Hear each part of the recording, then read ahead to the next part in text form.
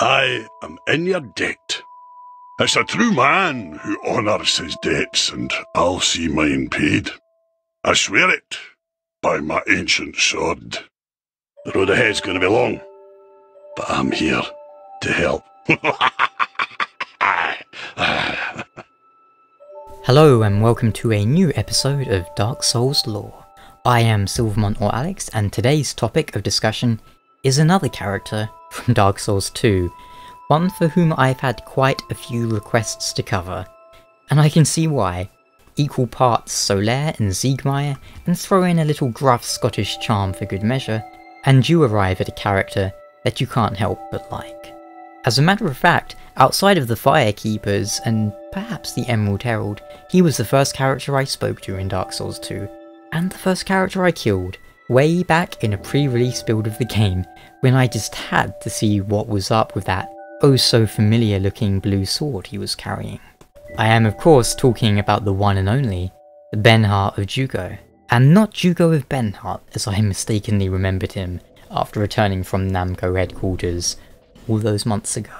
Benhart might just be my second favourite character behind Strayed, and why not? I'm sure all of you have noticed how he has a little of Solaire and Siegmeyer to his character. Why, our first encounter with this brave swordsman is in front of a locked gate, no less. And he is brave. Not to suggest that the bravery of Solaire and Siegmeyer has been reborn in his soul or anything like that, but he more than matches the pair when it comes to courage. There's also a little of the blustering buffoon to his character, likewise reminiscent of Solaire and Sieg. A good-natured chap, and no mistake, but where Solaire came to Lordran seeking his own son, Siegmeyer was, it would seem, there for adventure. And Benhart, why has he come to Drangleic? Why do we find him in the Giant Memories? Why is he wearing the colours of a mirror knight? And is his sword truly no more than a fake? Those questions will form the topics of this episode, and hopefully, we'll come to some answers. But first things first, let's talk a little about Benhart's name, and the land he comes from, Jugo. Benhart itself is a hard name to find a meaning for, but I don't believe it's too much of a stretch to assume that the name is a variation of the name Bernhard, a German name, and likely the basis of the name Bernard. Long story short, the meaning of that name is brave as a bear, strong as a bear, and so forth. And that seems like a suitable name for Benhart, no? A gruff, bearded man who is, by all accounts, no pushover. What about the land he hails from, Jugo? Well, outside of the rather amusing fact that jugo can mean juice, or liquid in Spanish, I can't think of much to note on the name itself. Amusing because, of course, Jugo is a desert land. And what is a desert? By definition, a dry area with little precipitation. The most common idea of a desert is of course a hot desert, and considering that Jugo is home to enormous corrosive ants, I think it's fair to assume that it is a hot desert. Not that I'm an expert on Formicidae, but I don't think ants much like the cold. Likewise, the seductive sorceress enemies are from Jugo, and they are not dressed for the cold. We don't know much about Jugo though.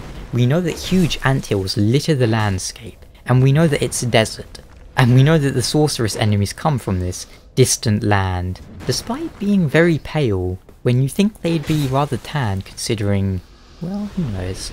But how distant is Jugo? Is it to the east of Drangleic? We know that Mirror is to the east, and that Benhart likely travelled through Mirror at some point. Beyond that, we also know that King Aurus founded the land of Jugo, and that his armour cannot be seen, supposedly, by cowards. But more on that a bit later.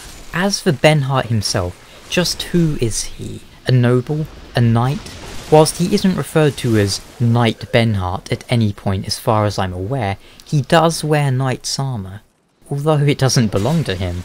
That said, he claims that the Blue Moon Greatsword has been in his family for generations, which suggests to me that he is, if not a knight, at least a noble. Maybe they don't have knights in Jugo. But let's talk a little about his equipment. The description of his armour reads as such: Armour of unknown origin, belonged to Benhart of Jugo. Apparently Benhart found this while wandering land to land, but its origins are unknown. He wore it all the time, he adored it so, leaving a slight odour. His helm reads the same. Although it states unknown origin, the design of what appears to be a stag's head is extremely similar to Kraton's own armour, and that, if you don't remember, reads as such. Its design resembles that of the Knight Order of the eastern land of Mira. Both of these are distinct from Lucatiel, you might be thinking, but her armour mentions that it is the travelling gear of a knight. After all, armour is quite heavy and not something you would tend to travel in. Armour is something you would suit up in before you're going into battle. Lucatiel, however, travels with, as far as I'm aware, no horses, no squire, so it seems she thought her blade enough, and why not? Either way, I think it's safe to assume that Benhart took this armour from a Mirror Knight whilst travelling through the land. Did he jewel a knight and loot it from his body, or was it a gift? As for the helm, and this is purely speculation, but I wouldn't be surprised if the helm was separate from the armour and that he just looted it from somewhere. Either way, Benhart adores his equipment, which implies to me that he's got a bit of classic dwarf to him. And you know, the classic fantasy dwarf loves his armour, he loves his sword, his axe, whatever. And they see it as more than mere tools. Benhart is rather squat and does actually wear a beard.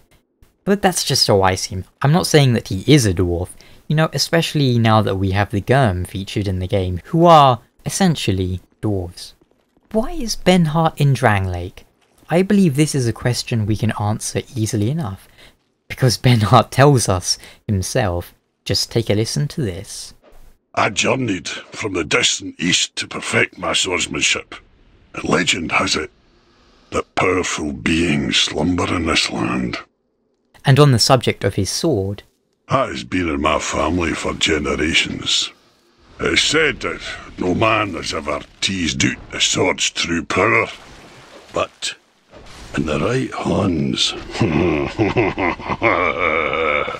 To me, this makes it plain that Benhart seeks to prove himself, to his family, to himself, to everybody or to nobody, that the heirloom of his family is a treasure indeed.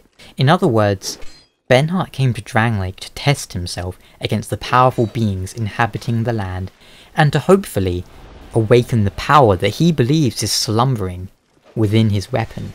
A belief he holds considerable conviction in, but I don't need to tell you that his faith is most likely misplaced.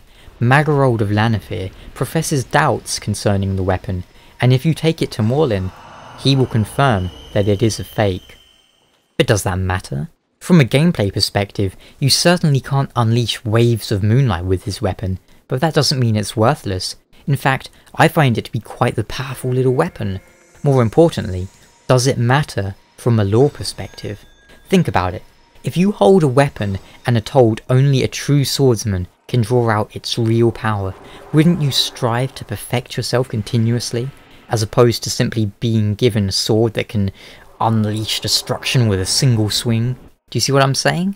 As opposed to growing complacent with a great power, is it not preferable to challenge yourself, to better yourself? I mean, just take a look at the description of the parrying dagger.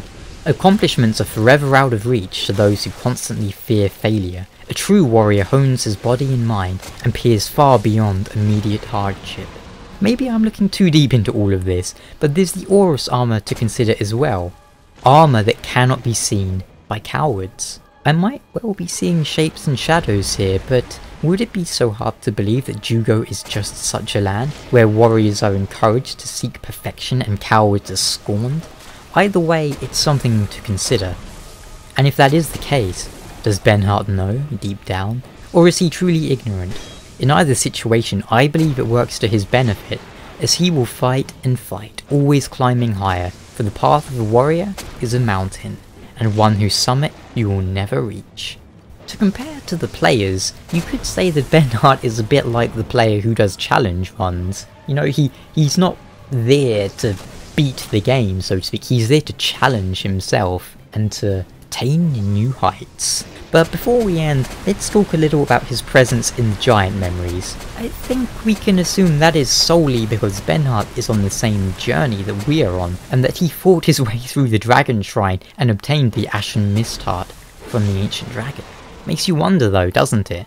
What if Benhart defeated Nishandra? Would he take the throne of Want? Would he link the fire if given the choice? Does he even care about that? I'm sure by now you've noticed you'll be able to find our friend deep in the heart of Shoulder, the sunken city. It seems we weren't the only ones itching for more adventure and more of Drangleic to discover. Who knows? Maybe we'll see more of Benhart in the future. Maybe one day we'll be able to show him the true Moonlight Greatsword.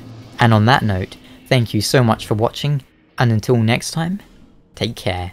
And of course, please do let me know what you think of Benhart in the comments. Ciao.